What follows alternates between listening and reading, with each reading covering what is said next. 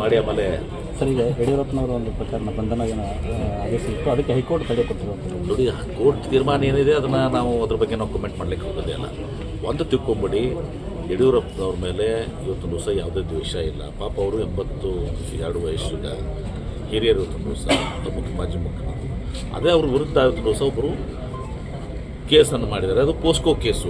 POCSO ಕೇಸ್ನಲ್ಲಿ ಭಾಳ ಕಠಿಣ ಕಾನೂನು ಇವತ್ತು ದಿವಸಿದೆ. ನಾವು ನೋಡಿದ್ರೆ ಹಿಂದೆ ಮುರುಘಾ ಮಠದ ಇದರಲ್ಲಿ ಏನಾಗಿದೆ. ಹೀಗಾಗಿ ಅದನ್ನು ನಾವು ಪೋಸ್ಕೋದ್ರಾಗ ಕೇಸ್ ರಿಜಿಸ್ಟರ್ ಮಾಡಲೇಬೇಕಾಗ್ತದೆ. ಮ್ಯಾಜಿಸ್ಟ್ರೇಟ್ ಮೊನ್ನೆ ಅವರು ಸ್ಟೇಟ್ಮೆಂಟ್ ಕೊಟ್ಟಿದ್ದಾರೆ. ಕೊಟ್ಟಾದ್ಮೇಲೆ ಇವತ್ತು ದಿವಸ ಕೋರ್ಟೆ ಇವತ್ತು ಮ್ಯಾಜಿಸ್ಟ್ರೇಟ್ ಕೋರ್ಟಿಂದ ಅವ್ರನ್ನ ಇದು ಮಾಡಬೇಕು ಅಂತ ಬಂದಿತ್ತು. ಈಗ ಹೈಕೋರ್ಟ್ ಸ್ಟೇ ಕೊಟ್ಟಿದೆ. ಹೀಗಾಗಿ ಸುಮ್ಮನೆ BJPಯವರು ಪೋಸ್ಕೋ ಕೇಸನ್ನ ಅರ್ಥ ಮಾಡ್ಕೊಳ್ಳದೆ ಏನ್ರಿ ಕಾನೂನು ಪ್ರಕಾರ ಸರ್ಕಾರ ನಡ್ಕೊತದೆ. ಅವ್ರ ಮೇಲೆ ಯಾವುದೂ ದ್ವೇಷ ಮಾಡುವಂಥ ಸಂದರ್ಭ ಬರೋದಿಲ್ಲ. ರಾಜಕೀಯವಾಗಿ ಆ್ಯಕ್ಟ್ ಮಾಡೋಕ್ಕೂ ಬರೋದಿಲ್ಲ.